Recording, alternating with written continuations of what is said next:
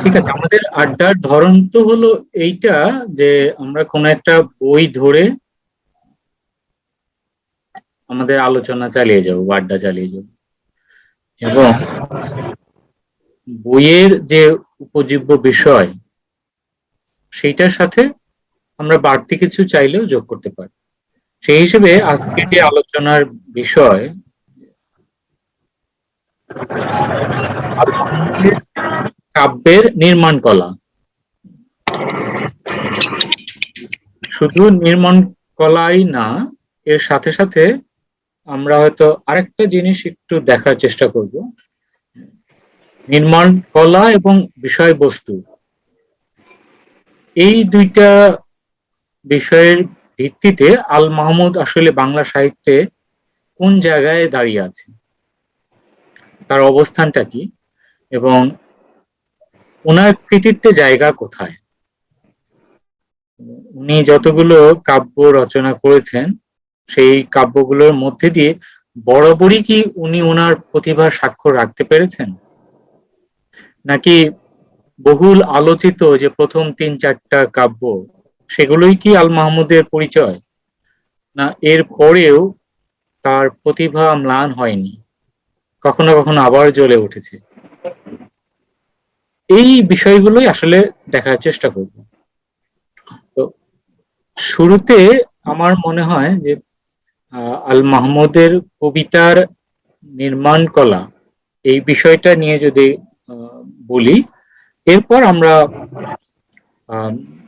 খুব দ্রুত ধারাবাহিকভাবে তার কাব্যের যে মূল বৈশিষ্ট্য, এই বিষয়গুলো নিয়ে হয়তো চাইলে আমরা দেখতে পারি। আমরা সবাই মোটামুটি জানি আল মাহমুদ আমাদের গ্রামীণ লোকজ ঐতিহ্যের একজন কবি, কিন্তু তার মধ্যেও আধুনিকতার যে অনুষঙ্গ, তার সবকিছুই ছিল। গ্রামীণ বা লোকজ ঐতিহ্য নিয়ে কবিতা লিখেছেন, কিন্তু গ্রামীণ লোকায়ত যে জীবন, সেইটা নিয়ে লেখেননি। এই দুইটা জায়গায় একটু পার্থক্য আছে। যেমন জসিমউদ্দিন, উনি গ্রামীণ লোকজ বিষয় নিয়ে লিখেছেন এবং ওখানকার লোকায়ত জীবনটাকেও তুলে ধরেছেন কবিতায়। তো সেই হিসেবে আমরা এই দুইজন কবিকে যদি তুলনা করি, একটা বিস্তর ফারাক দেখা যায়। জসিমউদ্দিনের মতো জীবনানন্দ দাশ নন, বা জসিমউদ্দিনের মতো আল মাহমুদও নন। যদিও কিছু কিছু শব্দ, উপমা, কবিতার গুরুত্বপূর্ণ অনুষঙ্গ এ দুজন কবি গ্রামীণ বা লোকজ উপাদান থেকে নিয়েছেন, কিন্তু পার্থক্য হলো তাদের চিন্তা, পার্থক্য হলো তাদের আধুনিকতায়। কাব্যের যে আধুনিকতার সংজ্ঞা আধুনিক কবিরা বা আধুনিক সমালোচকেরা দেওয়ার চেষ্টা করেছেন, তার ভিত্তিতে আল মাহমুদ আধুনিক কবি, কিন্তু তার অধিকাংশ কবিতার উপাদান অনুষঙ্গ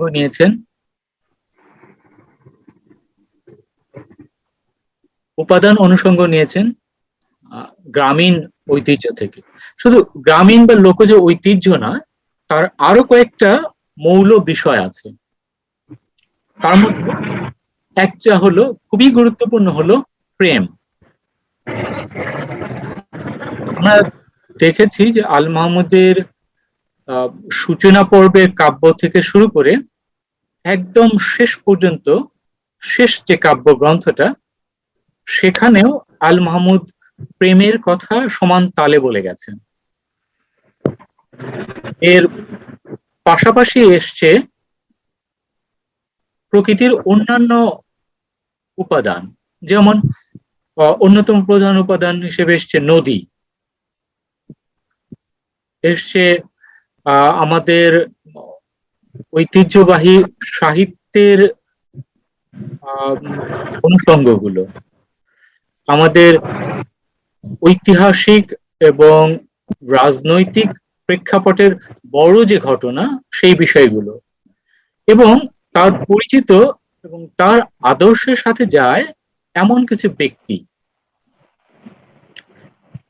কিন্তু সবকিছু ছাপিয়ে যেটা এসছে তার মধ্যে একটা হলো নদী, একটা নারী, আর প্রেম। নদী, নারী, প্রেম, এই তিনটা অনুষঙ্গ আল মাহমুদের কবিতায় বারবার ঘুরে ফিরেই এসছে। সেই হিসেবে আমরা তাকে একদমই পল্লী কবি হিসেবে মানে অভিহিত করতে পারি না, যদিও তার উপাদান ওখান থেকে এসছে, উপাদান ওখানকার, কিন্তু চিন্তা, ঐতিহ্যের সাথে সেই চিন্তার সংশ্লেষণ, ঐতিহ্যের সাথে তার চিন্তা চেতনা মিশিয়ে আধুনিক কাব্যের রূপক উপমা প্রয়োগ করে উনি যে কবিতা লিখেছেন সেইটা এক অর্থে নিটল আধুনিক কবিতাতেই পরিণত হয়েছে। ওনার প্রথম দিক ৩-৪টা কাব্যগ্রন্থের পর তার চিন্তা চেতনায় একটা পরিবর্তন আসে। সেই পরিবর্তনটা হলো তার বিশ্বাসের পরিবর্তন। আমরা দেখেছি যে শুরুর দিকের কাব্যগুলোতে উনি বিশ্বাসের এই জায়গাটাতে সুনির্দিষ্ট তার অবস্থানটা বুঝাননি, বরং আমরা দেখি উনি সাম্যবাদে বিশ্বাসী, উনি সমাজতন্ত্রের কথা বলেছেন কবিতায়, সমবন্টনের কথা বলেছেন, কিন্তু ৪টা কাব্যগ্রন্থের পর তার বিশ্বাসের জায়গাটাতে পরিবর্তন দেখা দেয়, এবং সেই জায়গা থেকে ইসলামিক অনুষঙ্গের যে বিষয় সেই বিষয়গুলো কবিতায় নিয়ে আসার চেষ্টা করলেন। সেখানে ইসলামী ঐতিহ্যের কিছু ঘটনা, ইসলামী নিত্য নৈমিত্তিক ব্যবহার্য যে রীতিনীতি বা বিষয়, সে বিষয়গুলোও নিয়ে আসলেন। সেইখান থেকে তার কবিতার একটা মৌল পরিবর্তন আসে, যেখানে ঢুকে যায় শুধু বিশ্বাসের উপাদানের বিষয়গুলো, যে বিশ্বাস এবং ইসলামী ধ্যান ধারণার যে রূপায়ণ, এই বিষয়গুলো আমরা তার অধিকাংশ কবিতার মধ্যে দেখতে পাই। কিন্তু বিষয় হলো যে এই বিশ্বাসকে নিয়ে আসা বা ইসলামের অনুষঙ্গকে কবিতায় নিয়ে আসা, এতে যে কবিতার যে নিটল রূপ, কবিতার যে কবিতা হয়ে ওঠা, এই জায়গায় উনি আসলে, আমার যেটা মনে হয়েছে, উনি কম্প্রোমাইজ করেননি। কবিতাকে প্রধান উপজীব্য ধরে, প্রধান লক্ষ্য ধরে উনি এগিয়েছেন, এবং তার বিষয় হিসেবে আগে যেমন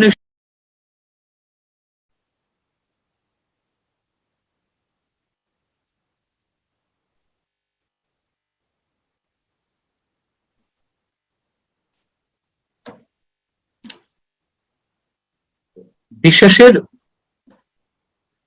জায়গাটা এসছে, কিন্তু কবিতা কবিতা হওয়া থেকে খুব একটা দূরে সরে যায়নি। এই বিষয়গুলো আমরা আজ দেখার চেষ্টা করব। শুরুতেই আমরা দুইটা ভাগে ভাগ করে নিই মানে এই আলোচনাটাকে। প্রথমত তার নির্মাণ কলা, এবং দ্বিতীয়ত তার বিষয় বৈচিত্র্য এবং কাব্যের ধারাবাহিকতা, কাব্যের যে রূপ পরিবর্তন, সেই জিনিসগুলো দেখার চেষ্টা করব।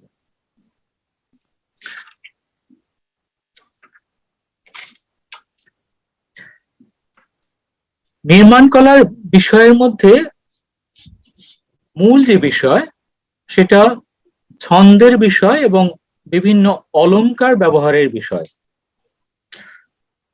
ছন্দের ক্ষেত্রে আমরা দেখব আল মাহমুদ খুবই সাবলীল এবং দক্ষ হাতে আমাদের বাংলা ভাষায় ব্যবহৃত প্রায় প্রত্যেকটা ছন্দকে খুবই দক্ষতার সাথে সফলভাবে প্রয়োগ করেছেন এবং যেই ধারাবাহিকতায় মানে আধুনিক কবিতা এখানে এসছে যে সমস্ত ছন্দের উপর ভিত্তি করে, সেই ছন্দগুলোর মোক্ষম প্রয়োগের মাধ্যমে কবিতায় উনি দেখিয়ে দিয়েছেন আল মাহমুদ ছন্দের ব্যাপারে ভীষণ সচেতন একজন কবি। ছন্দের বিষয়টা, ওনার দক্ষতার বিষয় হলো ওইখানে আমরা কবিতা পড়লে ঠিক ধরতে পারবো না যে ছন্দটা উনি খুব ভেবে চিনতে পরিকল্পিতভাবে ব্যবহার করেছেন। এইটা অনেক কবিতাই আসলে বোঝা যায় না, কবির সার্থকতা আসলে ওখানেই। কিন্তু ভেতরে ভেতরে ছন্দের একটা দোলা আছে এবং ছন্দ নিয়ে ওনার বেশ সমীক্ষাও আছে, ছন্দ নিয়ে উনি বেশ নিরীক্ষাও করেছেন। যেমন আমরা যদি বলি যে পয়ার ছন্দ বা অক্ষরবৃত্ত যে ছন্দ, সেই অক্ষরবৃত্ত ছন্দের প্রচলিত ছন্দের মাত্রা হলো 14, 8 মাত্রা এবং 6 মাত্রা। পয়ারের যে মৌল ছন্দের বৈশিষ্ট্য, আল মাহমুদ এই 14 থেকে 18 মাত্রায় নিয়ে অক্ষরবৃত্তের কবিতা লেখেন। এবং শুধু 18 মাত্রাই না, 18, 22, 24, 26 এমনকি 30 মাত্রার অক্ষরবৃত্ত কবিতাও লিখেছেন, যেখানে জীবনানন্দ অনেক কবিতা 30 মাত্রার অক্ষরবৃত্তে লেখা। মানে তার কৃতিত্ব হলো যে অক্ষরবৃত্তের এই যে বৈচিত্র্যময় ব্যবহার একটা ছন্দের, সেটা খুব কম কবির মধ্যেই এমন দক্ষতার সাথে ফুটিয়ে তুলতে দেখা যায়, যেটা আল মাহমুদ খুব সাবলীল ভাবে করেছেন।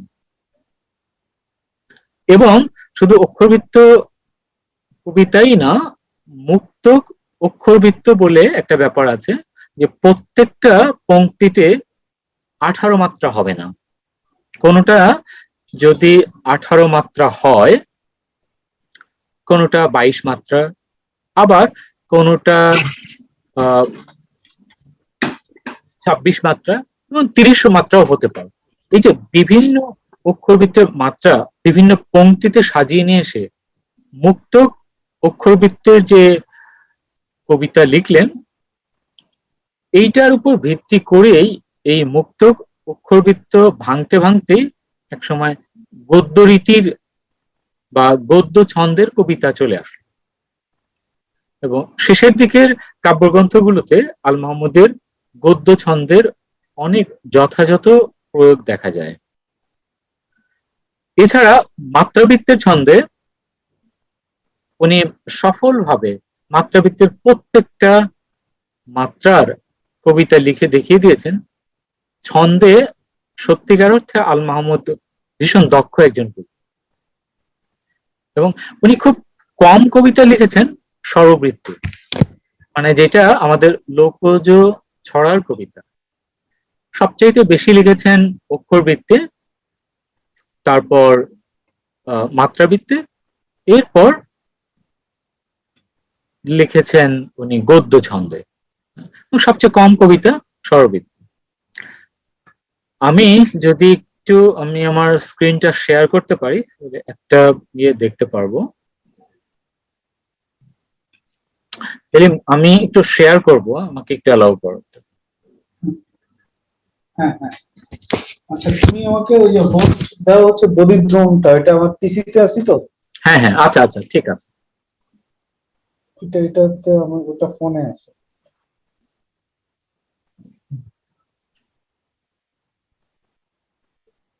বদিদ্রমে কি করব? আচ্ছা, ওই আমি কি অ্যালাউ করতে হবে তোমাকে, তাই তো? আমাকে অ্যালাউ করে দাও। আচ্ছা দাঁড়াও, হ্যাঁ তুমি ইয়ে করো, আমি দিচ্ছি, দাও।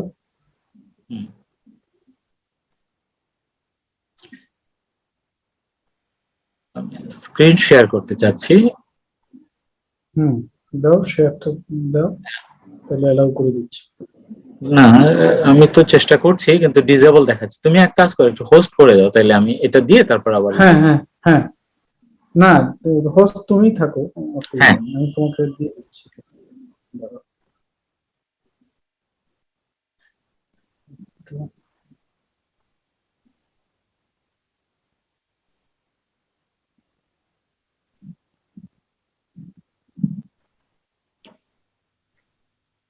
হুম, দিয়ে দিয়েছি।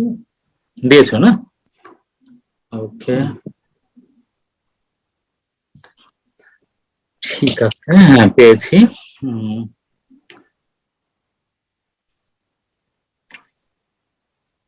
সবাই কি দেখতে পাচ্ছি? দেখা হ্যাঁ যাচ্ছে। দেখা যাচ্ছে। সমস্যা নেই স্যার। আহ,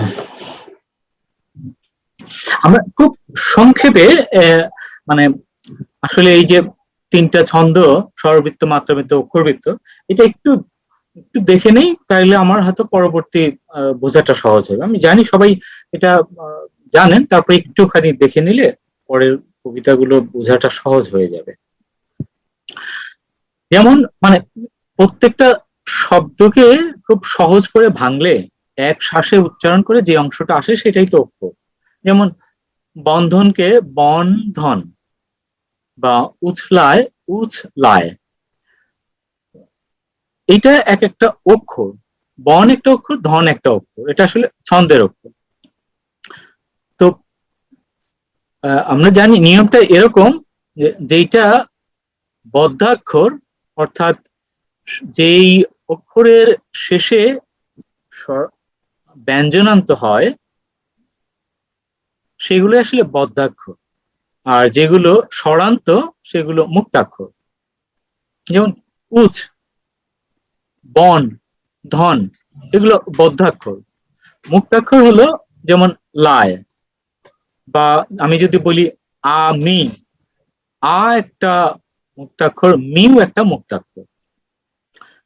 সেই হিসেবে স্বরবৃত্তে প্রত্যেক সব ধরনের অক্ষর, বদ্ধাক্ষর হোক আর মুক্তাক্ষর হোক, সব অক্ষর এক মাত্রা। সেই হিসেবে আমরা দেখছি উচ এক মাত্রা, লায় এক মাত্রা, বন এক মাত্রা, ধন্য এক মাত্রা। মাত্রাবৃত্তের নিয়ম হলো যে মুক্তাক্ষর এক মাত্রা এবং বদ্ধাক্ষর দুই মাত্রা। যেমন উচ বদ্ধাক্ষর বলে হয়েছে দুই, এবং লায় মুক্তাক্ষর বলে এক মাত্রা। সেই হিসেবে বন এবং ধন দুটাই যেহেতু বদ্ধাক্ষর, এই জন্য এটা দুই মাত্রা করে হয়েছে। সেই হিসেবে ধরতে গেলে বন্ধন স্বরমাত্রায় হচ্ছে দুই মাত্রা, আর মাত্রাবৃত্তে চার মাত্রা। কিন্তু অক্ষরবৃত্তের বেলায় ব্যাপারটা একটু অন্যরকম। অক্ষরবৃত্তের বেলায় বদ্ধাক্ষর এবং মুক্তাক্ষর দুই এক মাত্রা এবং দুই মাত্রা হতে পারে। যখন বদ্ধাক্ষরটা শব্দের শেষে থাকবে সেটা হবে দুই মাত্রা। যেমন বন্ধন, বন একটা বদ্ধাক্ষর, কিন্তু এটা শুরুতে বা মাঝে আছে বলে এটা এক মাত্রা হয়েছে। ধন যেহেতু শেষ বদ্ধাক্ষর, এই জন্য এটা দুই মাত্রা। সেই হিসেবে বন্ধন অক্ষরবৃত্তে ছন্দে তিন মাত্রা। এই জিনিসটা আমাদের একটু মাথায় থাকলে পরবর্তী কবিতার নির্মাণ কলা বা মাত্রা প্রয়োগের বিষয়টা খুব সহজ হয়ে যাবে। আল মাহমুদের খুবই আমার কাছে বেশ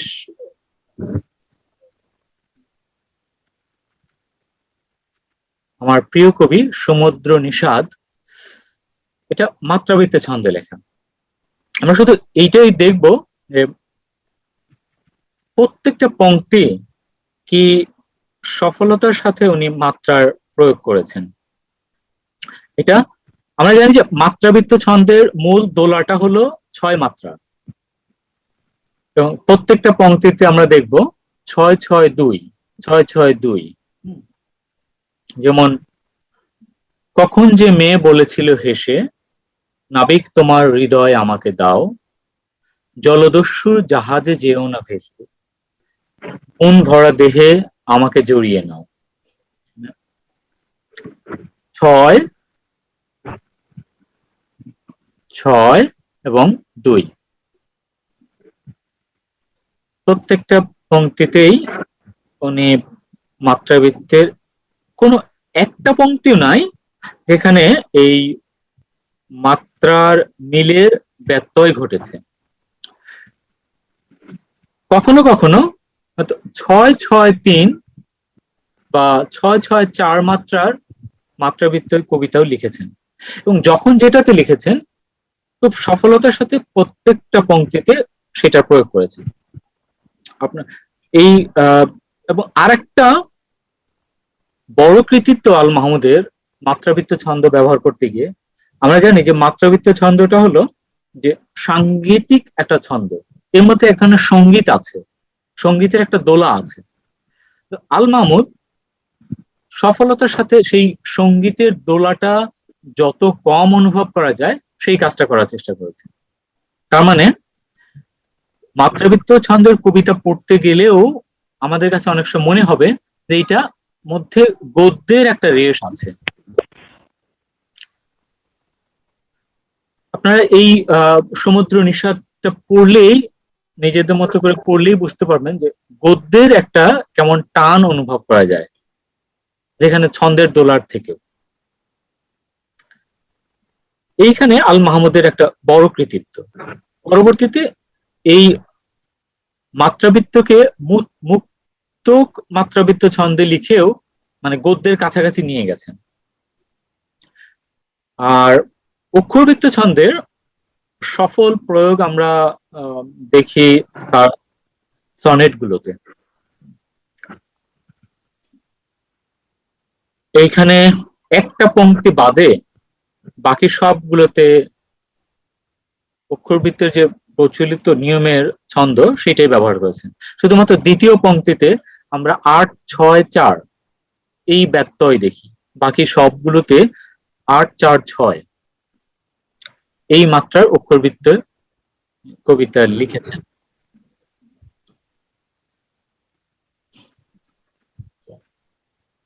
অক্ষরবৃত্তর যে উনি মুক্তক ছন্দ নিয়ে আসছেন সেটার বিষয়টা হলো এই, আমরা জানি যে অক্ষরবৃত্ত ছন্দের মূল কাঠামোটা হলো 8-4-6, সেইটাকে পরিবর্তন করে প্রত্যেকটা পংক্তিতে একই সংখ্যক মাত্রা না নিয়ে ভিন্ন ভিন্ন মাত্রায় পংক্তি সাজানো, এটাই আসলে মুক্তক অক্ষরবৃত্ত কবিতা।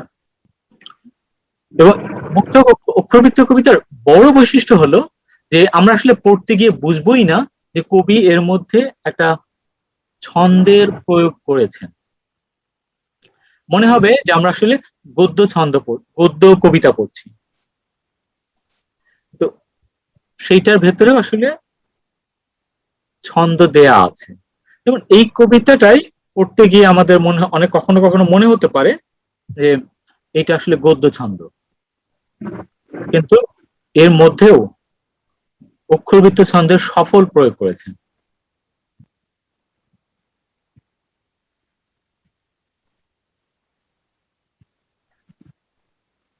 মুক্ত অক্ষরবৃত্তের বৈশিষ্ট্যের মধ্যে উনি 8-4-6 এটাকে ভেঙে 8-8-4-6, 8-8-6 মানে এই যে ভেরিয়েশন, এই ভেরিয়েশনটা নিয়ে এসছেন, এবং এ থেকে বোঝা যায় যে কবিতার অক্ষরবৃত্ত কবিতা গদ্যের কাছাকাছি চলে যাচ্ছে।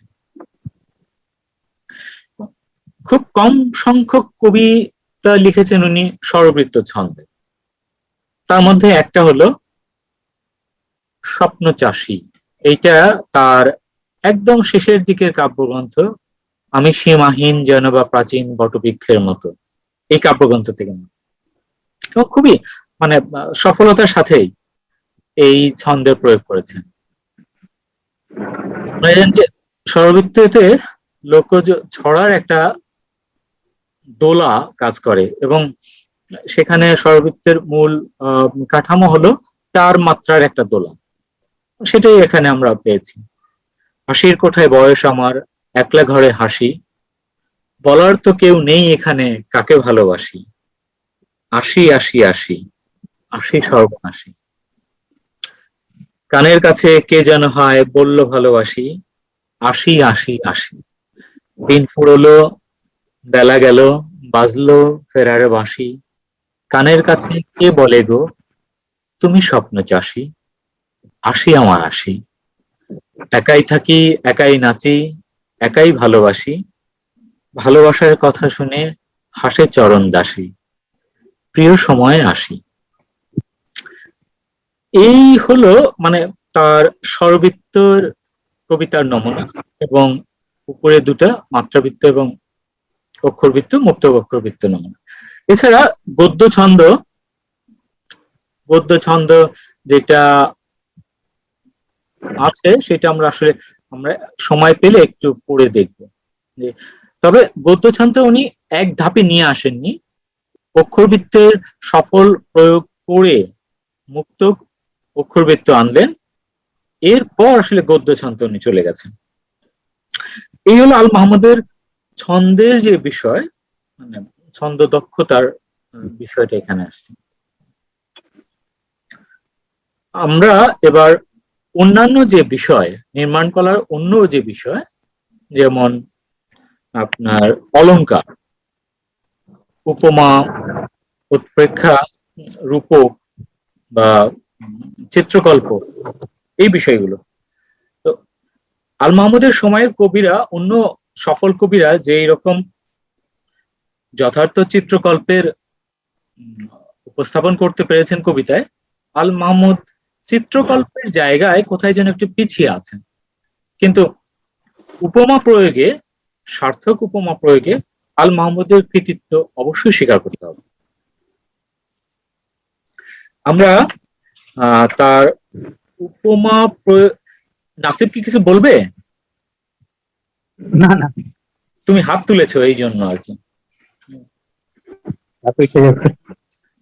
ঠিক আছে, আমরা তার যে সফল উপমা, সেই উপমার কিছু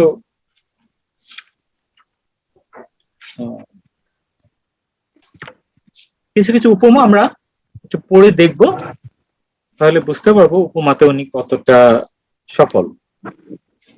যেমন জিওল মাছের ভরা বিশাল ভাণ্ডের মতো নড়ে ওঠে বুক, কখন যে চাঁদ ওঠে আড়াআড়ি পাহাড়ের ফাঁকে, যেন কার পাথুরে স্তনের কাছে ঝুলে আছে সাদা চাঁদের লকেট। সাদা চাঁদির কি লকেট,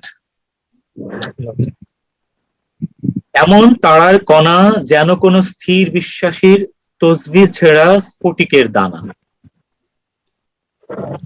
এবার একটা খুব মজার একটা উপমা।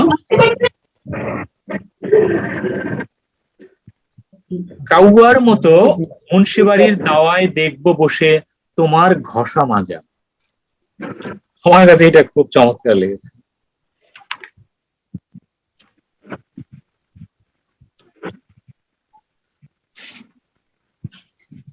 আচ্ছা, কবিতা চরের পাখি, পুরনো হাঁসের ডিম, ম্লান মুখ বউটির দড়ি ছেঁড়া হারানো বাছুর। অথবা এক ধারা বর্ষণের সন্ধ্যাবেলা ভাবনা একটি ভেজা পাতার মতো দুলতে লাগলো,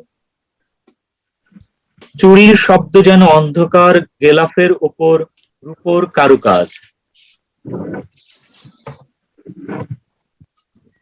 কাল রাতে চাঁদ যখন উল্টে গিয়ে নৌকোর মতো জ্যোৎস্নার মধ্যে ডুবে যাচ্ছে, ওই তো নক্ষত্র পরীর চোখের মতো ইশারায় আমাকে জানায় শেষ নেই। এই ধ্বংসস্তূপের মধ্যে আমার ঘাটটাকে মনে হলো নূহের নৌকা। তবে উনি খুব কম চিত্রকল্পের পরিচয় দিয়েছেন, তার মধ্যে একটা সফল চিত্রকর্ম হলো এটা আমাদের ভোলায় সময়ে যে ভয়াবহ সামুদ্রিক জলোচ্ছ্বাস হয় সেইটার খবর পড়ে উনি যে কবিতাটা লিখেছেন তার একটা অংশ। এখানে চমৎকার রূপকল্পের পরিচয় আছে, মানে চিত্রকল্পের পরিচয়। চিত্রকল্পর মধ্যে একটা একটা চিত্র থাকবে, একটা দৃশ্য থাকবে। শুধু দৃশ্য থাকলে হবে না, কোনো একটা অলংকার ওই দৃশ্যের সাথে মিশে যেতে হবে। হতে পারে সেটা একটা উপমা অথবা রূপক অথবা প্রতিকায়ন, এই যে কোনো একটা গেলেই সেটা কেবল চিত্রকল্প হবে, শুধু চিত্র হলে হবে না। যেমন এখানে চমৎকার বুঝিয়েছেন,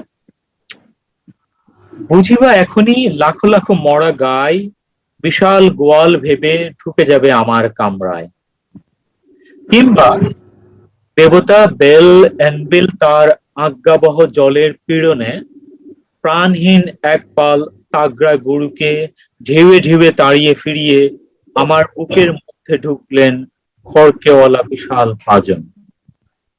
এই যে আমরা দেখছি যে হ্যাঁ, গরুর পাল নিয়ে আসছেন, নিয়ে এসে কোথায় যায়? গোয়ালে যায়। এটা একটা চিত্র।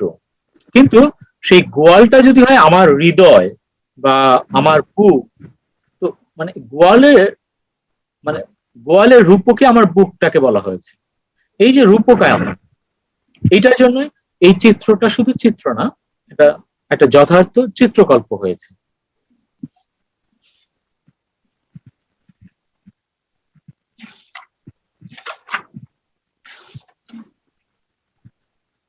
এছাড়া মানে আবিদ আনোয়ার এই প্রবন্ধে মানে দেখাতে চেয়েছেন যে ওনার কিছু কিছু স্খলন পতন আছে। সেইটা কখনো কখনো ব্যাকরণগত বা শব্দ প্রয়োগে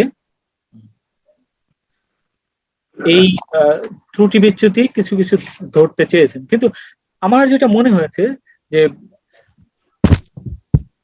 অসংখ্য উপাদান আছে, অসংখ্য সফল জায়গা আছে, যে জায়গাগুলোতে তার কৃতিত্বের জায়গা হিসেবে তুলে আনতে পারতেন। আমি জানি না কেন সেই জায়গাগুলোতে না গিয়ে মোটামুটি কয়েকটা জায়গা দেখিয়ে তার নেতিবাচক যে বিষয় ধরার চেষ্টা করছেন, এটা আমার কাছে খুব একটা শুভ মানে দৃষ্টিভঙ্গির মনে হয়নি। মনে হয়েছে এখানে অন্য দৃষ্টিভঙ্গি থেকে তাকে বিচার করা হয়েছে। যেমন ঘুরে ফিরে উনি আসলে প্রথম 3-4টা কাব্যের কথাই নিয়ে এসছেন, কিন্তু তারপরেও যে অনেক কাব্য লেখা হয়েছে এবং উনি এক বাক্যে বলে দিয়েছেন যে এই 4টা কাব্যগ্রন্থের পর আল মাহমুদের মানে কৃতিত্বের জায়গা নাই বললেই চলে। এটা আমার কাছে মনে হয়েছে যে উনি কি মানে না পড়ে বা না বিবেচনা করে এরকম একটা মন্তব্য করেছেন কিনা। আমরা এখন দেখব যে শুরু এবং শেষ দিকের আল মাহমুদের কবিতার যে পালা পরিবর্তন, সেইটা কিভাবে এসছে।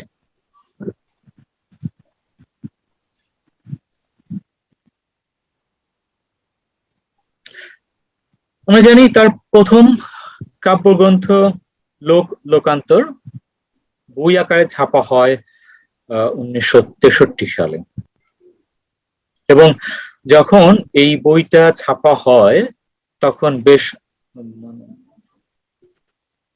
সাহিত্য জগতে বেশ আলোড়ন পড়ে যায়। এইরকম সার্থকভাবে ছন্দ অলঙ্করণ এবং লোকজ বিষয় আশয় এত সফলভাবে, এমন কাব্যিকভাবে, এমন অনুভূতির সাথে ঐতিহ্যের সাথে লোকজ উপাদান, তার সাথে আধুনিক কাব্যের নির্মাণ কলা যে একটা আকার দিলেন বাংলা কবিতার, এর আগে এইরকম আকার আসলে কেউ দিতে পারেন। ধারাটা মানে তার থেকে কিছুটা ভিন্ন, কিন্তু সেখানে দেখা যায় আসলে তার নির্জনতা, তার অন্তর্মুখীনতা, তার ভেতরের অনেক জটিল বিষয়, এই বিষয়গুলো উনি সফলভাবে নিয়ে আসছেন। কিন্তু আল মাহমুদ সহজ এবং সরল অনুভবকে তার এই সমস্ত লোকজ অনুষঙ্গের মধ্যে দিয়ে আধুনিক কাব্যের সবগুলো রীতিনীতি মেনে যে সফলভাবে নিয়ে আসছেন, এইটা ওই সময়ের জন্য একটা চমক ছিল। বাংলা সাহিত্যে একটা নতুন ধারারই উনি সূত্রপাত করলেন। লোকান্তরের মানে বিষয় যদি আমরা দেখতে চাই তাহলে দেখব তার বৈষয়িক আল মাহমুদ এবং কবি আল মাহমুদের মধ্যে যে দ্বন্দ্ব, যে টানাপোড়েন, এইগুলোর ছাপ আমরা দেখব। তারপর তার কবির যে আত্মবিশ্বাসের জন্য উনি সবকিছুকে অস্বীকার করতে পারেন বা প্রিয় বিষয়গুলোকে স্বীকার করে নিতে পারেন, ক্ষমতা অস্বীকার করতে পারেন, অর্থবিত্ত অস্বীকার করতে পারেন। এই যে একটা স্পর্ধা, এই স্পর্ধার বিষয়গুলো কবিতার বিষয় হয়ে আসছে। আমরা একটা দুইটা কবিতা আমরা যদি এই লোকান্তর থেকে পড়ি তাহলে মানে বুঝতে পারবো যে ধরনগুলো আসলে কেমন।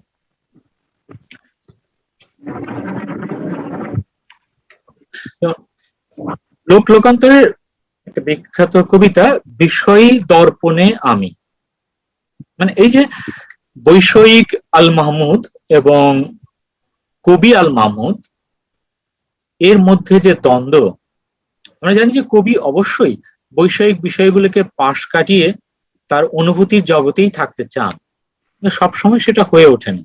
যখন হয়ে ওঠে না তখন তার রূপটা কি হয়। যেমন দর্পণের সামনে আল মাহমুদ কি বলেছে,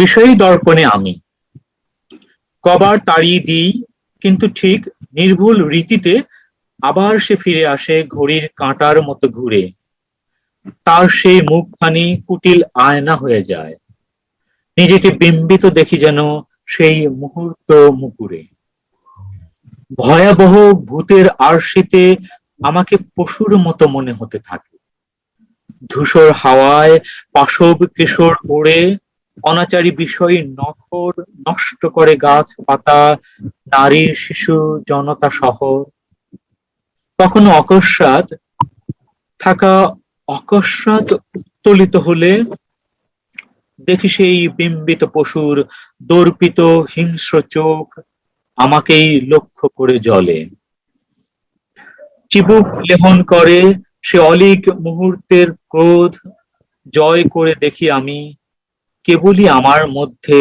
যেন এক শিশু আর পশুর বিরোধ। এই যে কবি শিশু এবং বৈষয়িক পশু, এই দ্বন্দ্বটা চমৎকার রূপকের মধ্যে দিয়ে বিষয়ী দর্পণে আমিতে চলে আসছে।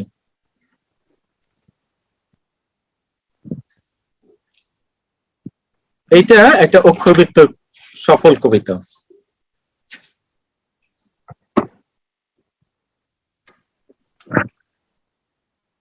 আরেকটা যদি এখান থেকে পড়ি,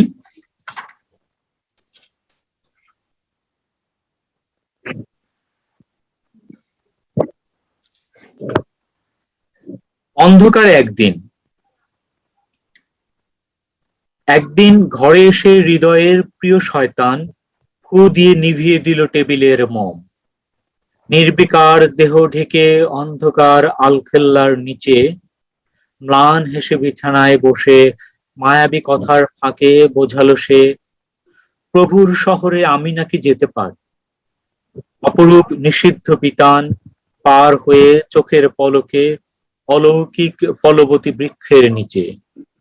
বললাম, তীক্ষ্ণধার আমার কিরিচে অলৌকিক স্পর্ধা দাও, ঈশ্বরের অপরূপ ফল আমি যেন বিদ্ধ করে নিতে পারি, যেন ভাগ করে নিতে পারি আমার প্রিয়তমা নারীকে কেবল। এখানে একটা বিষয় একটু স্মরণ রাখলে এটা ভালো হবে, ধারাটা বুঝতে সহজ হবে। যেমন এইখানে ঈশ্বরের অপরূপ ফল আমি যেন বিদ্ধ করে নিতে পারি, এবং কাকে বলছে? এটা বলছে হৃদয়ের প্রিয়তম শয়তান, মানে হৃদয়টাকে শয়তানের রূপকে নিয়ে এসে এই কথাটা বলেছেন। যেখানে তার এই বিশ্বাসের যে পরিবর্তন, তার আগে এটা আসলে তার ঠিক উল্টো উল্টো ব্যাপার। আমরা শেষের দিকের কবিতায় যখন দেখব যে আহ, অনেক কবিতাতে আছে যে ঈশ্বরে সমর্পিত, ঈশ্বরে ন্যস্ত, সেখানে শয়তানকে দূরে রাখার চেষ্টা করা হয়েছে। কিন্তু শুরুর দিকের কবিতাকে রূপক হিসেবে হলেও শয়তানকে নিয়ে এসছে এবং ঈশ্বরের অপরূপ ফল নিজেই বিদ্ধ করার চেষ্টা, মানে কথা এসছে। তার মানে চিন্তার যে পরিবর্তন হয়েছে আল মাহমুদের, সেটা এইটা মাথায় রাখলে পরে বুঝতে সুবিধা হবে। সমুদ্র নিষাদ নামে একটা কবিতা। কখন যে কোন মেয়ে বলেছিল হেসে, নাবিক তোমার হৃদয়ে আমাকে দাও, জলদস্যুর জাহাজে যেও না ভেসে, নুন ভরা দেহে আমাকে জড়িয়ে নাও, জল ছেড়ে এসো প্রবালেই ঘর বাঁধি। প্রবালেই ঘর বাঁধি, প্রবাল আপনি খুশি হতে পারেন। মাটির গন্ধ একবার ভালোবেসে, জল ছেড়ে এসো মাটিতেই নীর বাঁধি, মুক্ত কুড়োতে যেও না সুদূরে ভেসে, সে তো বলেছিল নীল পোশাকটি ছাড়ো, দু চোখে তোমার সাগরের ফেনা মাখো, আকাশের রং হৃদয় কি এত গাঢ়, গাংচিল মন ঢেউে ঢেউে মেলে পাখা, আমাকে তখন বলল দুলিয়ে শাখা, দূর পাহাড়ের অতিকায় এক পাম, গাংচিল মন বন্ধ করো না পাখা, ওদের হৃদয়ে কখনো একোনা নাম, স্বপ্নের মতো মেয়েটিকে বলি শোনো, ঢেউে ভেসে গিয়ে নামবো অথই জলে, কেন মিছেমিছি তটের বালুকা গোন, নেমে এসো সাথে মানিক কুড়াবো জলে। মেঘো হৃদয়ে সাগরের সুরজাল, জীবন কেটেছে কত তাইফুন ঝড়ে, জলদস্যুরা করবে যে গালাগাল, জন্ম নিয়েছি জলদস্যুর ঘরে। এই যে শুরু হলো যে নারী কবিকে ডাকছে, কবিকে আহ্বান করছে, এবং কখনো সেই ডাকে কবি সাড়া দিচ্ছেন, কখনো সাড়া দিচ্ছেন না।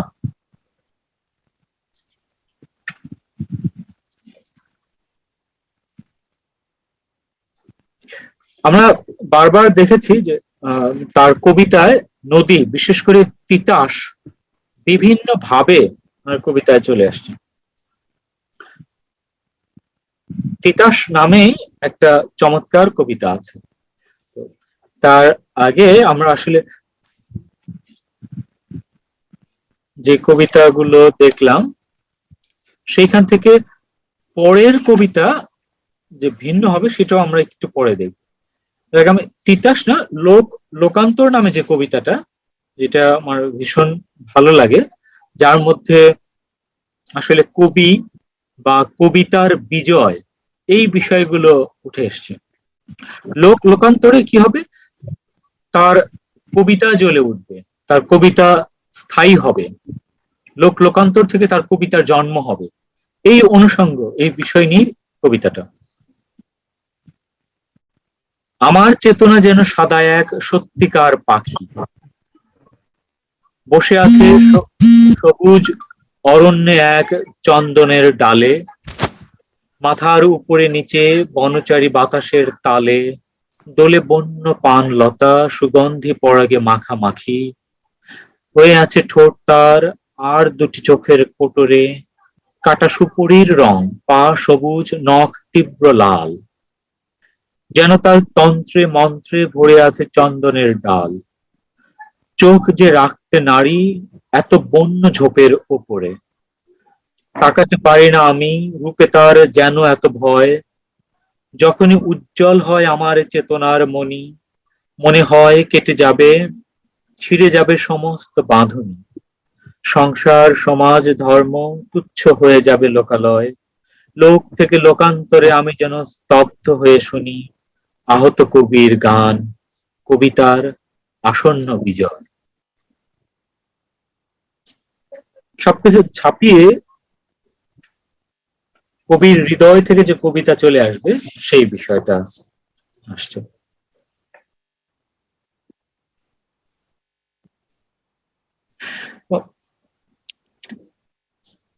কবিতা, নদী এবং নারী বারবারই ফিরে আসছে।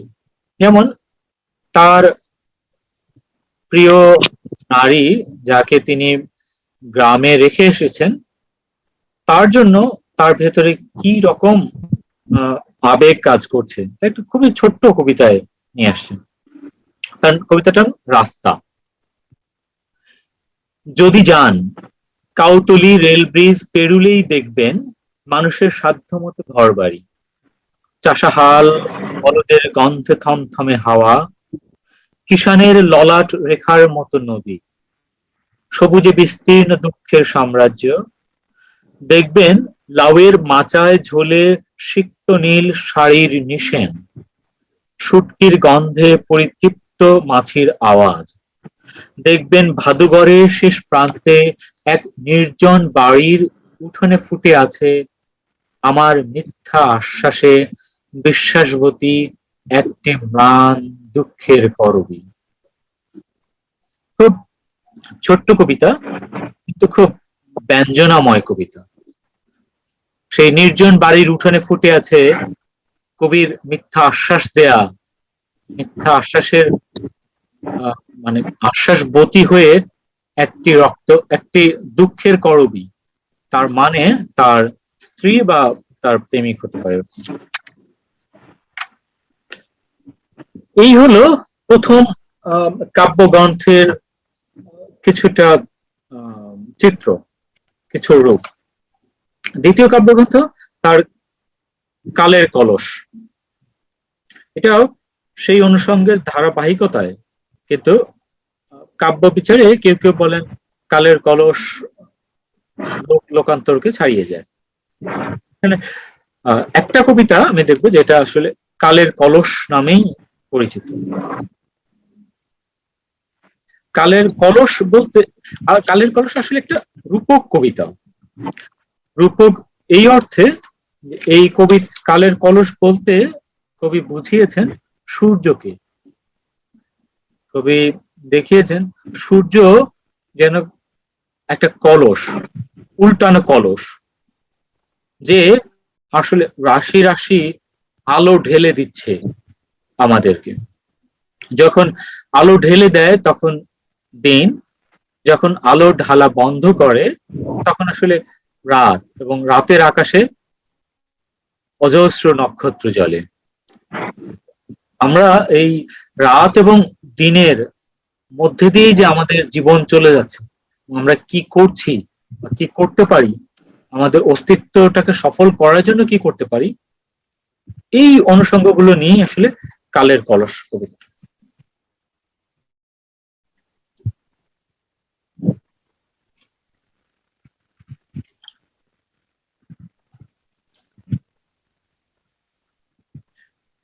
অনিচ্ছায় কতকাল মেলে রাখি দৃশ্যপায়ী তৃষ্ণার লোচন, ক্লান্ত হয়ে আসে সব, নিসর্গ ঝরে যায় বহুদূর অতল আধারে।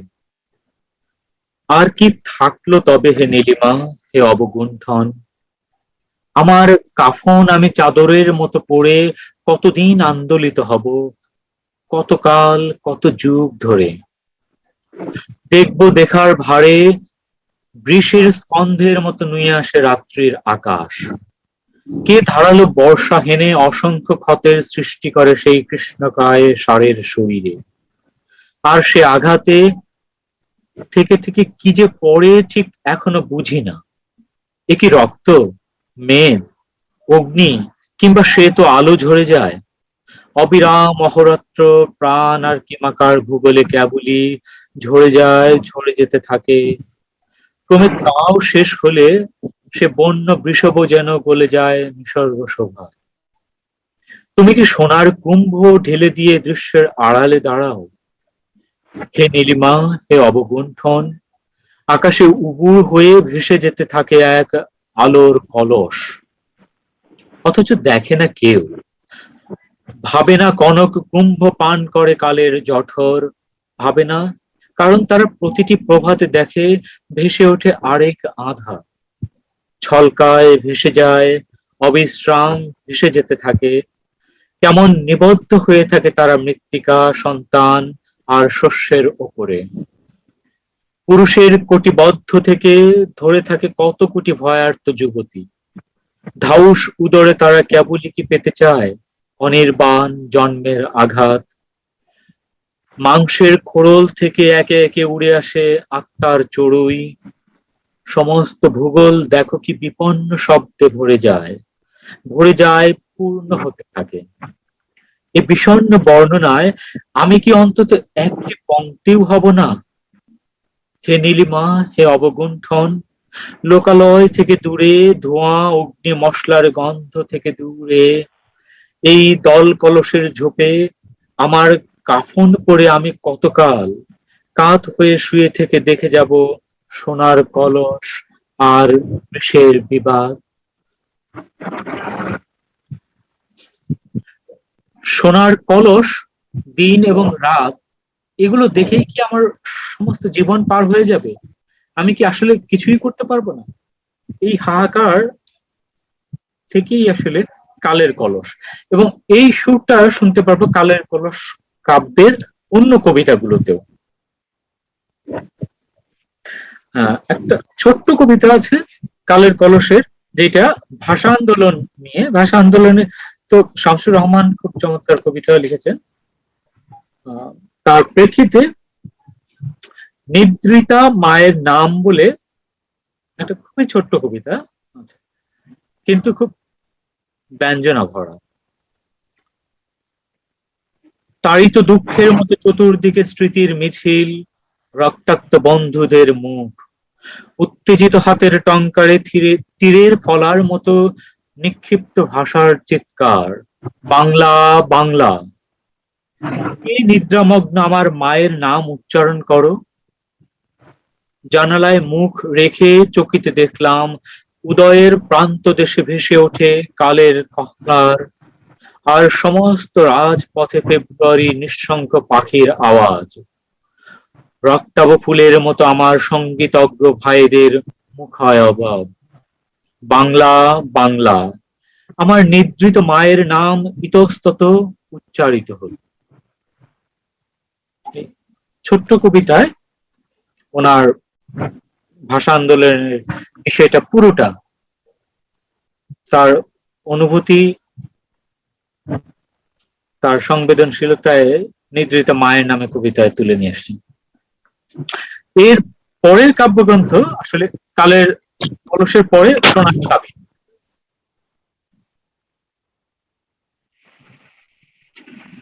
আমরা জানি যে সোনালী কাবিনে 14টা খুবই বিখ্যাত, খুবই হৃদয়গ্রাহী সনেট আছে।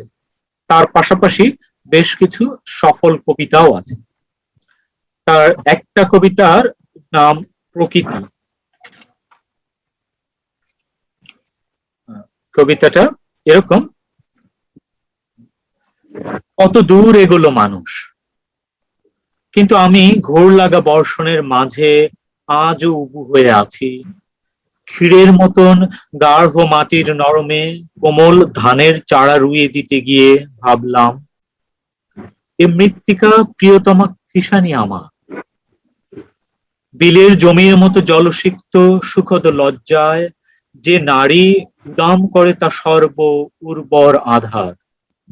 বর্ষণে ভিজেছে মাঠ, যেন কার ভেজা হাতখানি রয়েছে আমার পিঠে, আর আমি ইন্দ্রিয়ের সর্বানুভূতির চিহ্ন ক্ষয় করে ফেলে দয়া পরবশ হয়ে রেখেছি আমার কালো দৃষ্টিকে সজা।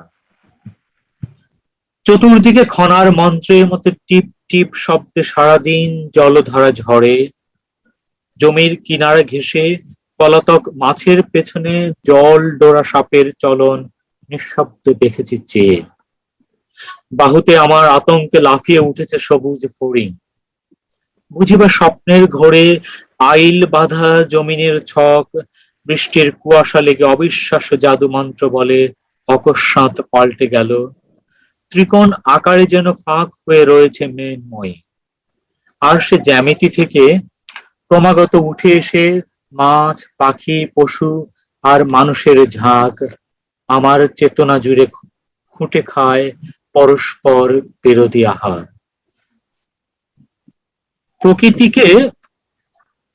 প্রকৃতির একদম ব্যবহারিক যে অনুষঙ্গ, যেমন কৃষকের জমি বা চারা রোপণ করার পূর্ব মুহূর্তে যে জলে ভেজা জমি, তার সাথে তুলনা দিয়েছেন নারীর। চারা রোপণ করা এবং নারীর সাথে মিশে যাওয়ার চমৎকার রূপকের মাধ্যমে এই কবিতাটা আমাদেরকে অভিভূত করে।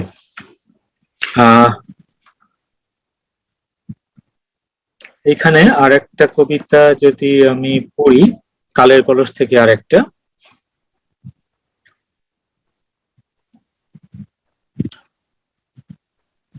আমরা শামসুর রহমানের কবিতা পড়তে গিয়ে একটা কবিতা পড়েছিলাম, তার শয্যার পাশে।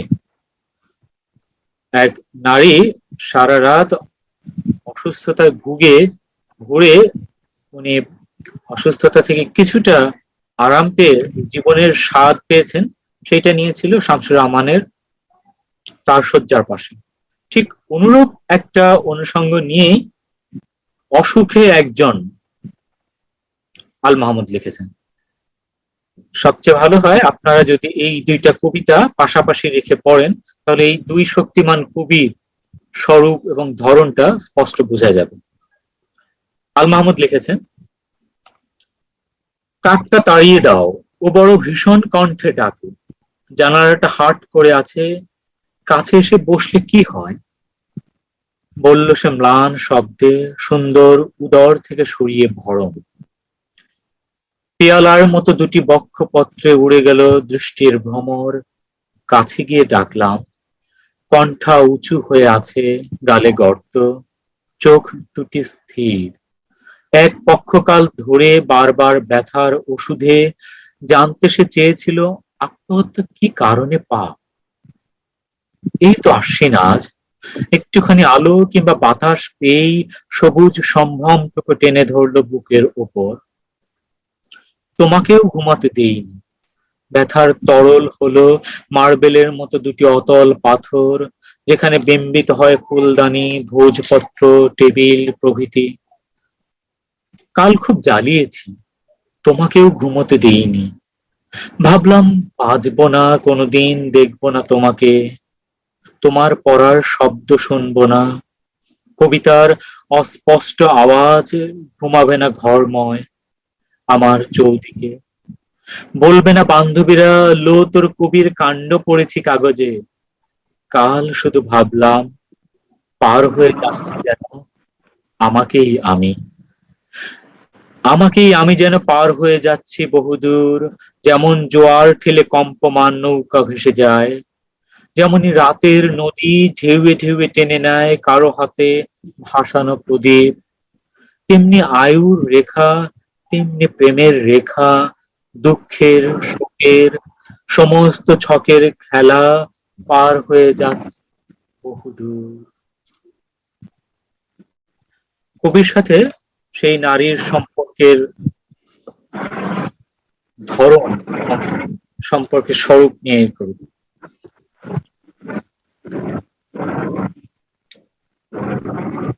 এরপর সোনালী কাবিনের পর মায়াবী পর্দা দুলে ওঠো, এই কবিতা এসে কিছুটা বাক পরিবর্তন হলো।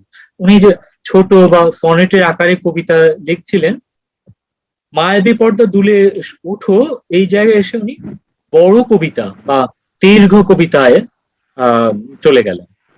ওনার কবিতাগুলো বড় হতে থাকলো, ওনার কবিতায় গদ্য ছন্দের প্রভাব শুরু হয়ে গেল। এখানে বর্ণনামূলক ব্যাপার চলে আসলো, হৃদয়গ্রাহী যে বিষয়গুলো আগে ছিল তার থেকে বিষয়ের বর্ণনা, ঘটনার বর্ণনা বা ঐতিহ্যের বর্ণনাটা বড় হয়ে আসলো, এবং সেই সাথে সাথে ধর্মীয় অনুষঙ্গ এর মধ্যে প্রথম চলে আসলো। যেমন কয়েকটা কবিতার নাম পড়লেই আপনারা বুঝতে পারবেন।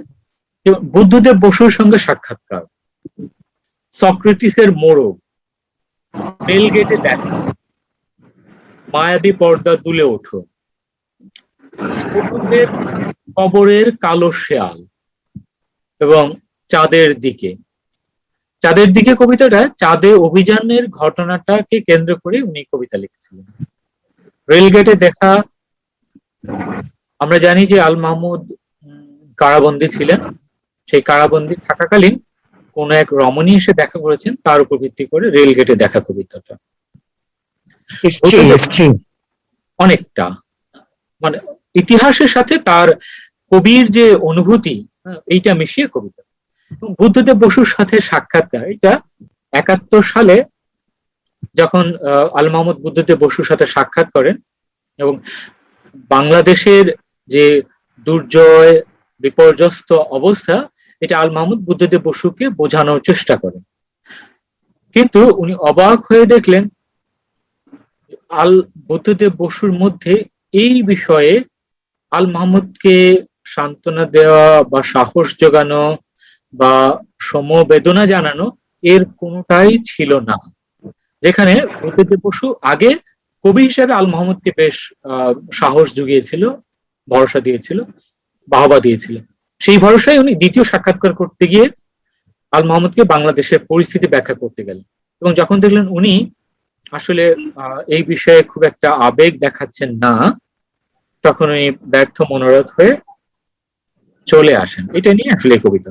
তো মায়াবী পর্দা দুলে ওঠোতে মূলত বর্ণনামূলক এটা বেশি, এবং মায়াবী পর্দা দুলে ওঠো নামে যে কবিতা, সেখানে আসলে উনি স্বপ্নে দেখছেন ঢাকা শহর ধ্বংস হয়ে যাচ্ছে, বিধ্বস্ত হয়ে পড়ছে, প্রত্যেকটা দালান কোঠা, রাস্তাঘাট, শহর সবকিছু চুরমার হয়ে যাচ্ছে।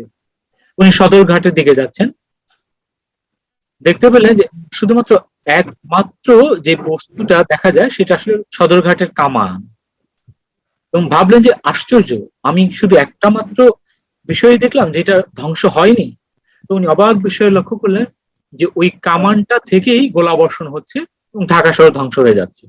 শুধুমাত্র টিকে আছে কয়েকটা মিনার, তার মধ্যে একটা আমাদের সুপ্রিম কোর্টের, যেটা মানে প্রকারান্তরে বুঝাচ্ছেন যে ধর্মের মিনারটাই টিকে যাচ্ছে, এরকম একটা অনুসম্পদ। এই হলো মায়াবী পর্দা দুলে ওঠো। পরের কবিতা গ্রন্থ পাখির কাছে ফুলের কাছে, মূলত এটা ছেলে মেয়েদের জন্য ছড়ার আকারে কবিতা, যার মধ্যে তার মানে বহু শ্রুত কবিতা, নোলক যে কবিতাটা সেটা আছে। কিন্তু ভালো লেগেছে পাখির কাছে ফুলের কাছে যে কবিতাটা, সেইটা খুবই ছোট কিন্তু বেশ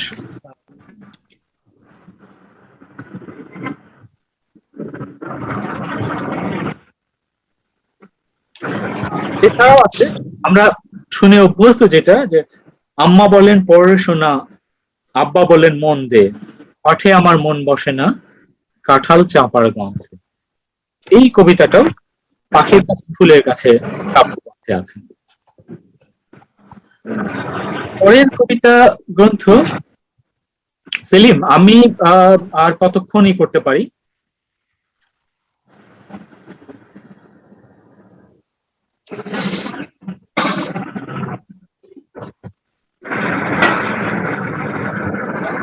সেলিমকে দেখতে পাচ্ছি না।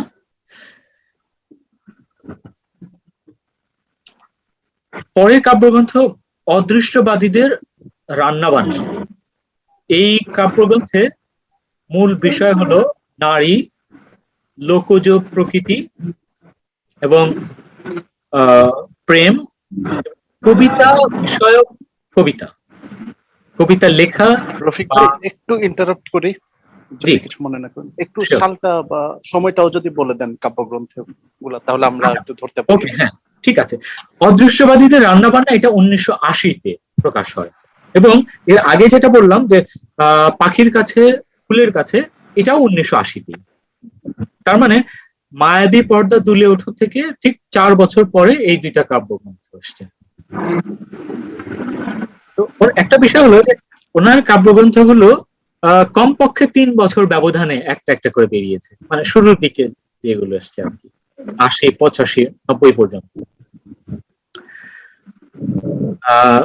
অদৃষ্টবাদীদের রান্নাবান্নার কয়েকটা কবিতার নাম পড়লে বোঝা যাবে যে আসলে উনি কোন বিষয়গুলোকে তুলে আনার চেষ্টা করেছেন। যেমন আছে আমার উদ্যোগ, ইহুদিরা, সত্য রক্ষার তাগাদা, প্রেম, প্রেয়সী তোমাকে, কবির বিষয়, স্তব্ধতা।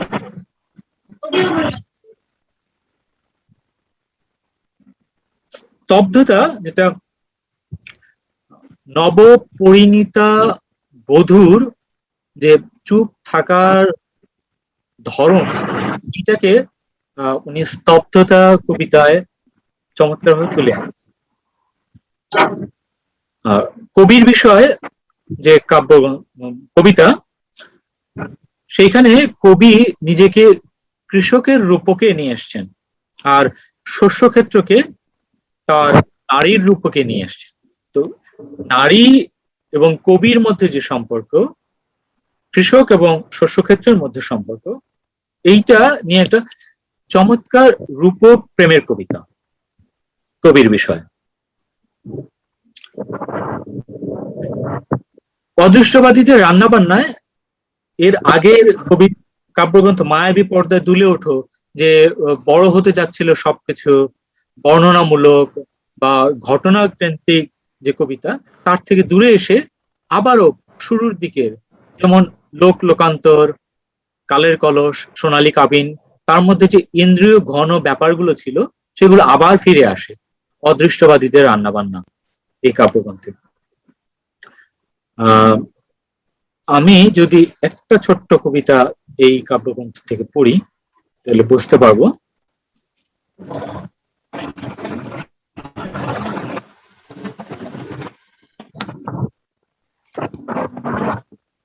যেমন আমার উদ্যোগ,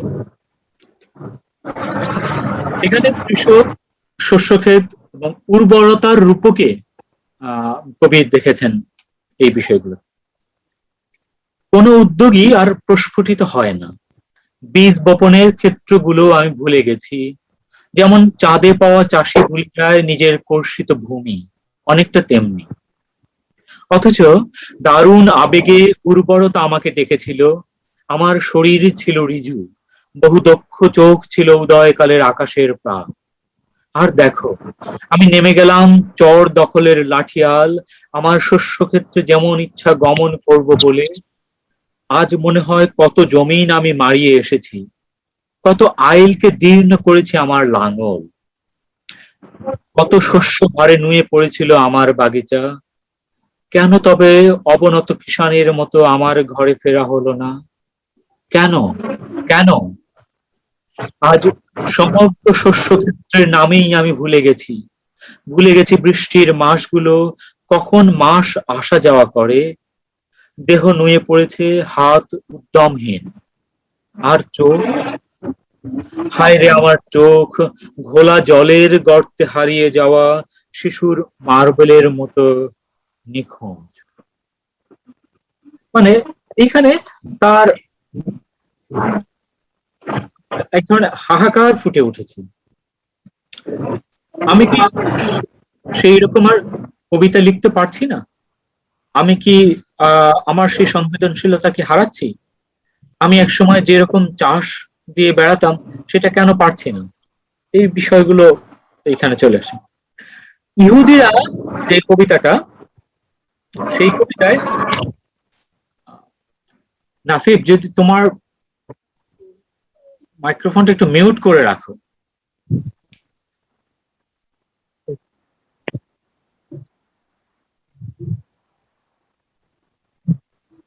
ইহুদিরাতে ঐতিহ্য বা পুরাণ, সম্পদের সুষম বন্টন, মানুষ মানুষের যে ভাই, এই জিনিসগুলো ভালোভাবে চলে আসছে। ইহুদিদের কাজ বা তারা যে বৈষয়িক বিষয় ছাড়া কিছু বোঝে না, তাদের মধ্যে যে পুঁজির সঞ্চয়ের একটা ব্যাপার আছে, সেখান থেকে সরে এসে সেই পুঁজিটা সবার মধ্যে ছড়িয়ে দেওয়া বা সাম্যবাদী যে চিন্তা, সেটা রেশ পাওয়া যায় ইহুদি কবিতা। এবং সবশেষে যেটা পাওয়া যায়, উনি বলেছেন যে সবাই আসলে আমার ভাই, এই ভাইদের মাঝে সবকিছু সমানভাবে বিলিয়ে দিতে হবে, সম্পদ আসলে কুক্ষিগত থাকবেন।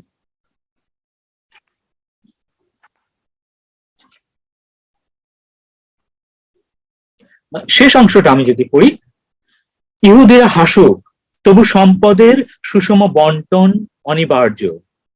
ইহুদিরা নাচুক, তবু ধনতন্ত্রের পতন আসন্ন। আর মানুষ মানুষের ভাই।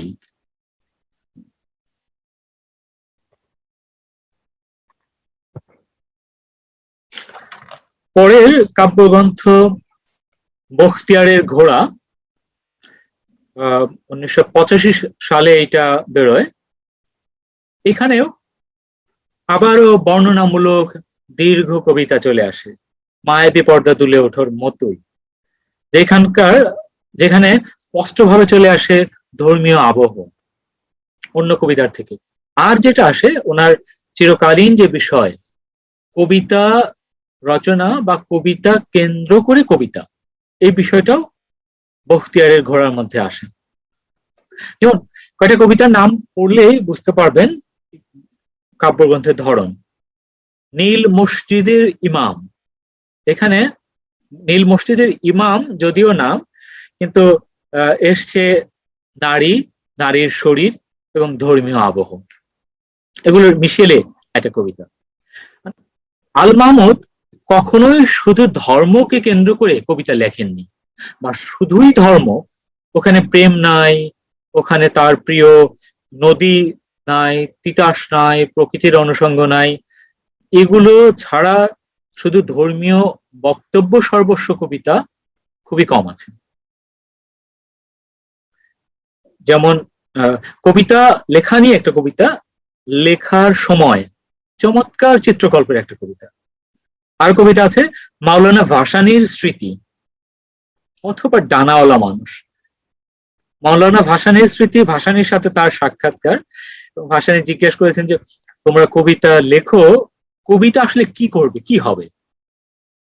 দেশের মানুষকে মুক্ত করতে পারছি না, সেখানে তোমার কবিতা এইরকম, কবিতাটা কি হবে? এগুলো এই অনুষঙ্গ নিয়ে ভাসানীর স্মৃতি কবিতা। আর ডানাওয়ালা মানুষ যতখানি আমি বুঝতে পেরেছি, একজন কবি এবং একজন প্রেসিডেন্টের মধ্যে সংলাপ। সেই প্রেসিডেন্ট খুব ডানাওয়ালা প্রেসিডেন্ট, খুব স্বপ্নিক প্রেসিডেন্ট। উনি চান যে বাংলাদেশের মাটির তলা থেকে বা বঙ্গোপসাগর থেকে তেলের খনি বেরোবে, এবং সেই তেলের খনি যখন বেরোবে দেশটাকে অন্য জায়গায় নিয়ে যাবে। এইরকম একটা সংলাপের মধ্যে দিয়ে ডানাওয়ালা মানুষ কবিতাটা, খুব সম্ভবত সেই প্রেসিডেন্টটা জিয়াউর রহমান হতে পারে। লেখার সময় যে কবিতা, এটা একটা সুন্দর কবিতা, যদি খুব বেশি বড় না হয় তাহলে, খুব ছোট কবিতা, আমি এটা পড়লে বিষয়টা বুঝতে পারবো। কবিতা লেখা নিয়ে কবিতা। অকস্মাৎ কেঁপে উঠি, অকস্মাৎ মনে হয় বাতি নেই, শহরের সব পথ নিভে গেছে, বন্দরের সমস্ত বিজুলি মূর্ছমান, দিশাহীন ইতস্তত বিক্ষিপ্ত জাহাজ না পেয়ে যেটির দেখা, মধ্য সমুদ্রে ফেলে স্থিতির নোঙর। আস্তে আস্তে ডুবে যাই, জল ঢোকে দুর্বার গতিতে, শরীরে নুনের গন্ধ টের পাই। সাদা এক পূর্ণ পৃষ্ঠা নিয়ে খেলা করে পোষা আর পরিতৃপ্ত দুইটি হাঙর, আমি আর আমার চেতনা। তারপর সাদা সে কাগজটিকে ভাগ করে খেয়ে ফেলে তারা, মাছের নিঃশ্বাস আর বুদবুদের ভেতর তখন ডালপালা মেলে দেয় আমার শরীর। খুব চমৎকার লেগেছে এই কারণে যে আমি এবং আমার চেতনা, এই দুইটার সংশ্লেষণেই তো আসলে একটা কবিতার জন্ম হয়, এবং মাধ্যম আসলে এক টুকরো কাগজ। তো আমি এবং আমার চেতনা এই দুইটার মধ্যে যে দ্বন্দ্ব, সংশ্লেষ, টানাপোড়েন, বোঝাপড়া, এই বিষয়গুলো দেখিয়েছেন উনি সমুদ্রে দুইটা হাঙরের মাধ্যমে। যে হাঙর দুটো এক টুকরো সাদা কাগজ নিয়ে টানা হেঁচড়া করছে, এবং একসময় দেখা যায় সেই কাগজ ভাগ করে খেয়ে ফেলছে। তার মানে সেই কাগজ আসলে কাগজ থাকছে না, কাগজ অন্য কিছুতে রূপ নিচ্ছে, কাগজ একটা কবিতায় পরিণত হচ্ছে। এই হলো লেখার সময় কবিতার বিষয়। পরের কাব্যগ্রন্থ আসলে আরব্য রজনীর রাজহাঁস। এইটা একটা উজ্জ্বল কাব্যগ্রন্থ আমার কাছে মনে হয়েছে, যেটা ছাপা হয়েছে 1987 সালে। এখানে মানে মূল বিষয়টা হলো অলংকার খচিত ঐতিহ্য, ইতিহাস, আত্মমগ্নতা, প্রেম এবং কবির আত্মবিশ্বাস, এই বিষয়গুলোকে নিয়েই আসলে মূল কবিতাটা। এখানে কবিতা বড় হয়নি, কবিতা আপনার গাঢ়তা বেড়েছে, এর মধ্যে অনুভবের জায়গাগুলো খুব স্পষ্ট, এবং এক একটা কবিতা নিটল কবিতায় পরিণত হয়েছে। যে সমস্ত সমালোচক বলেন যে সোনালী কাবিন বা মায়াবী পর্দা দুলে ওঠো, এরপর আসলে তার ভালো কোনো কাব্যগ্রন্থ নাই, আমি এই জায়গায় দ্বিমত করে বলবো আরব্য রজনীর রাজহাঁসটা আপনারা যদি মনোযোগ দিয়ে পড়েন, এই কাব্যগ্রন্থগুলো দেখেন, তাহলেই বোঝা যাবে এর সফলতার জায়গাগুলো কোথায়। কয়েকটা কবিতার নাম হলো অস্পষ্ট স্টেশন। এটা একটা চমৎকার উপমা, উৎপ্রেক্ষা এবং রূপক খচিত কবিতা। আরব্য রজনীর রাজহাঁস একটা প্রতীকী কবিতা। বলা হয় যে আল মাহমুদের মধ্যে রূপক এবং প্রতীকাশ্রিত কবিতার সংখ্যা কম, কিন্তু এই কাব্যগ্রন্থে বেশ কয়েকটা সফল কবিতা আছে যেটা রূপক এবং প্রতীকাশ্রিত। চমৎকার চিত্রকল্পের দেখা পাওয়া যায় এখানে। যেমন জোনাকির বাসা, স্মৃতির স্মরণে স্মৃতি খুঁজতে গিয়ে তার ভেতরে যে অনুভূতির বহিঃপ্রকাশ, সেই জিনিসটা স্মৃতির বাসা কবিতায়। কালের অভয়, চমৎকার প্রেমের একটা সনেট, এবং জীবনানন্দের প্রতি।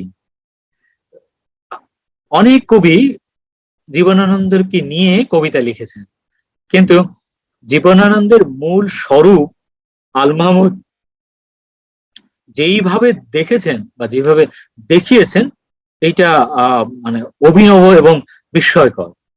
আমরা সেই কবিতাটা একটু পড়ব। এছাড়াও আছে ঈশপের কাছিম, খুব মানে প্রতীকী একটা কবিতা। ঈশপের কাছিম, আমরা সেই যে খরগোশ এবং কচ্ছপের যে গল্পটা, ঈশপের গল্পটা জানি, সেই রকম করেই এই কবিতাটা লেখা, সেই বিষয়টা নিয়ে। এখানে কবি নিজেকে কাছিমের সাথে তুলনা করেছেন, এবং তার সমসাময়িক অন্য যে কবি যারা খরগোশের মতো খ্যাতি, সমাদর, তাদের আত্মবিশ্বাস যেভাবে জ্বলে উঠছিল, তার কাছে আল মাহমুদের মনে হয়েছে সে আসলে একটা কাছিমের মতো। কিন্তু শেষে এসে উনি খুব গর্বের সাথেই বলেছেন যে কাছিম মানে আমি টিকে আছি, অনেকে নাই। স্পষ্ট ইঙ্গিত কয়েকজনের প্রতি, তার মধ্যে একজন আছেন শহীদ কাদরী। এরকম আরো কয়েকজন থাকতে পারেন আমার মনে হয়েছে। তো আমরা যদি একটা কবিতা এখান থেকে পড়ি, জোনাকির বাসা।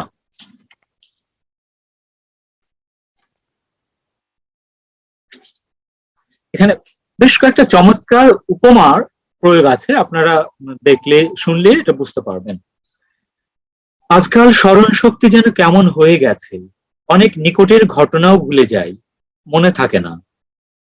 একটি স্ট্রোকের পর পকেট ভর্তি যে ওষুধ রয়েছে তা জীবন পাখির নীলাভ ডিম মাত্র।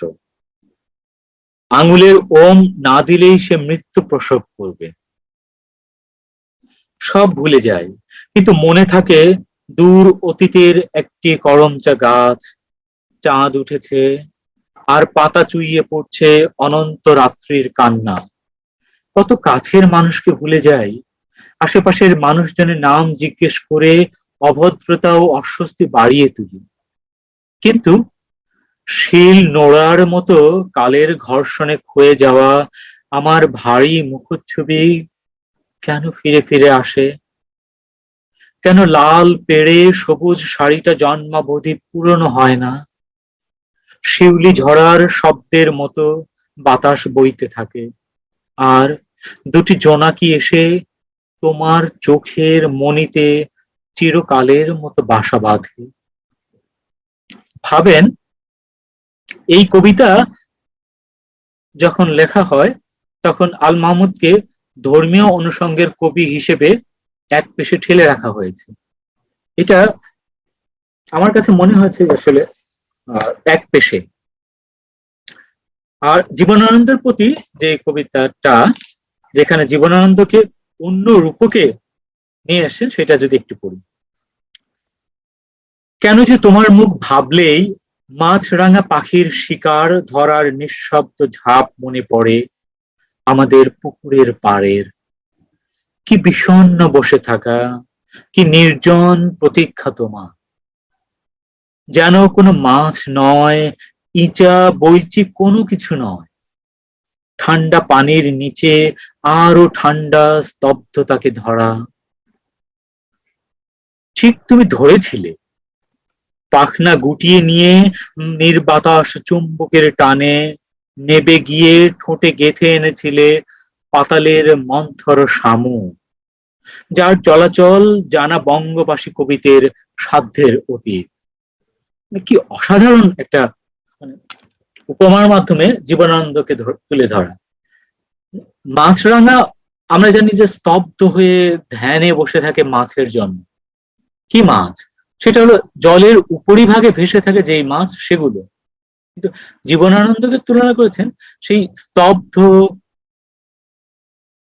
নির্জনতায় বসে থাকা সেই মাছরাঙা, যার দৃষ্টি শুধু উপরিতলে ভেসে থাকা ইচা বইচি মাছ না, যেটা জলের অনেক গভীরে শামুক। সেই শামুককে তুলে আনার ক্ষমতা যে মাছরাঙার আছে, সেই আসলে জীবনানন্দ দাশ। এমন অদ্ভুত উপমায় জীবনানন্দকে খুব কমই দেখেছি কেউ ব্যাখ্যা করেছে।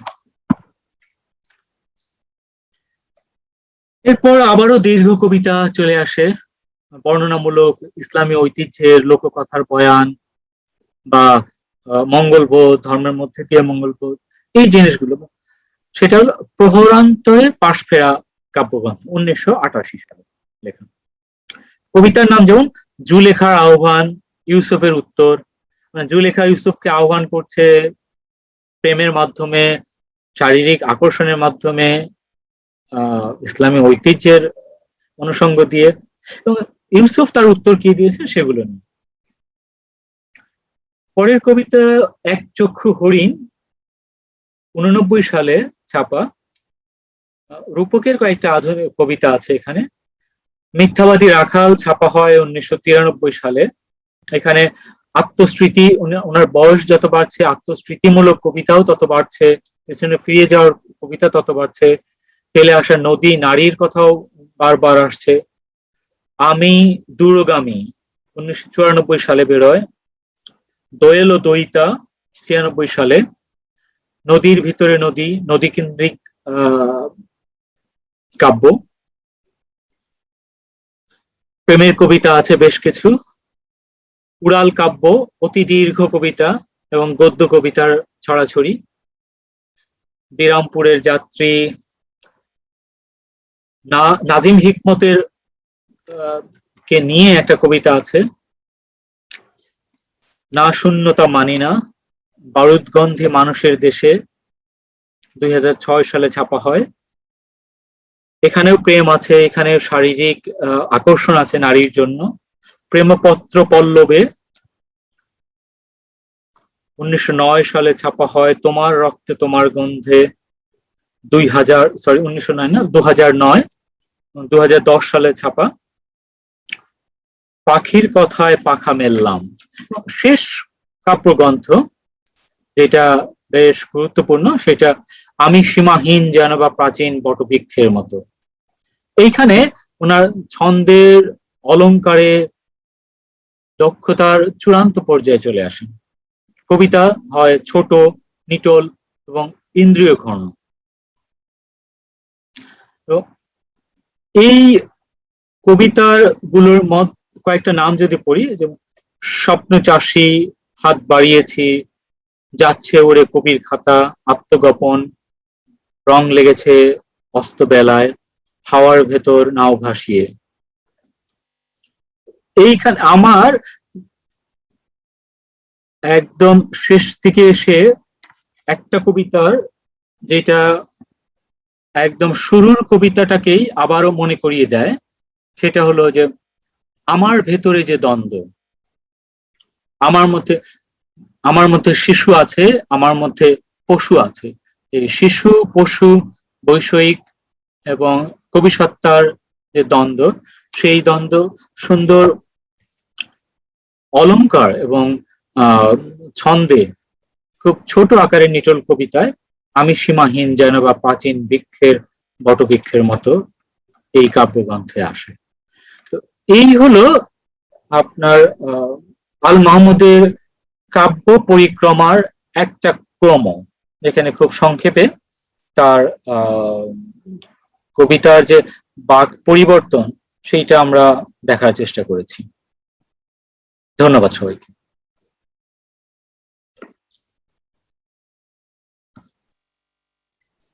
রফিক, চমৎকার, অনেকক্ষণ ধরে বললা,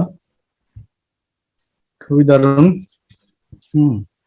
তোমাকে আমরা একটা থ্যাংক ইউ দিতেই পারি। অনেক তুমি পাঠ করার পরে একটা নির্যাস আমাদেরকে দিতে পারলা। আরো একটু সময় যদি বেশি দেওয়া যেত তোমাকে তাহলে ভালো হতো। না আসলে অনলাইন মিটিং এ সেটা হয় না, একটু দীর্ঘ হইলে হয় না। সামনাসামনি আমাদের পাঠ্যক্রমে যে আনন্দটা হয় বা মানে রিলেট করা যায়, অনলাইন মিটিং একটু মুশকিল। তো নাসিব কে আসিস? নাসিব, সম্পর্ক আলোচনা তোকে দিয়েই করতে চাই। রফিকের আলোচনার সাথে যদি তুই কিছু যুক্ত করিস আমরা শুনি আর কি। হ্যাঁ, হ্যালো।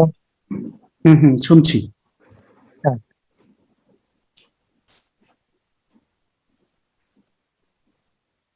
নাসিব শুনছি, তোর কথা বল। হ্যাঁ, কি ব্যাপারটা? Hello, hello. হ্যাঁ শুনছি নাসিব, তোর কথা শুনছি। হ্যাঁ, কি বলতে হবে? রফিকের আলোচনা ব্যাপার সাথে তোর যদি কোনো মতামত দ্বিমত থাকে, তার সাথে যদি কোনো আলোচনা যুক্ত করতে চাস আর কি। আচ্ছা, আলোচনা শুনলাম, দীর্ঘ আলোচনা, ভালো উদ্যোগ।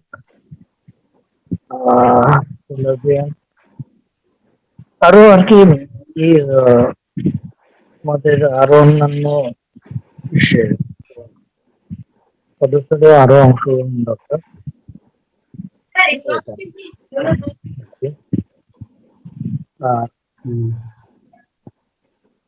হ্যালো, হ্যাঁ শুনছি, বল। শুনছি নাসিব, শুনছি তোর কথা। হ্যাঁ,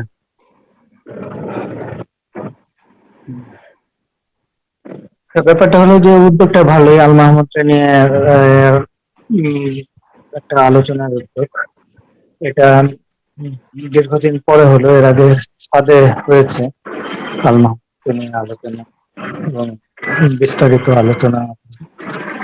যে জায়গায় রফিককে আলোচনার পয়েন্ট গুলো বলছে সেগুলোর বেশিরভাগের সঙ্গেই আমি একমত।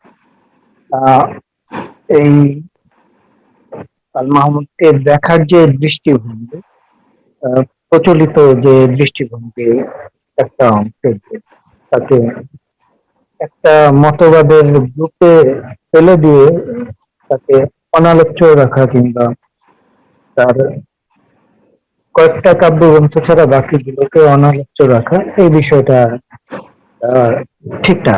এই বিষয়টা ভাঙা দরকার এবং তার সমগ্র সৃষ্টিকর্ম নিয়ে আলোচনা হতে পারে। তার যে মতবাদেরই হোক রচনা করে সেগুলো নিয়ে আলোচনা হতে পারে। টপিকের আলোচনাটাও দীর্ঘ এবং ভালো হয়েছে। আর আরো আরো ডিটেলস, আরো গভীরে যাওয়া যেত। সেটা হয়তো ওই ইসে মানে জুমে হওয়ার কারণে কিংবা এই ডিভাইসে ঠিক হয় না আর কি। কাছাকাছি থাকলে কিংবা ছাদের আড্ডার মতো হলে আরো ইন্টারেক্টিভ হতো। তাছাড়া সার্বিকভাবে ভালোই।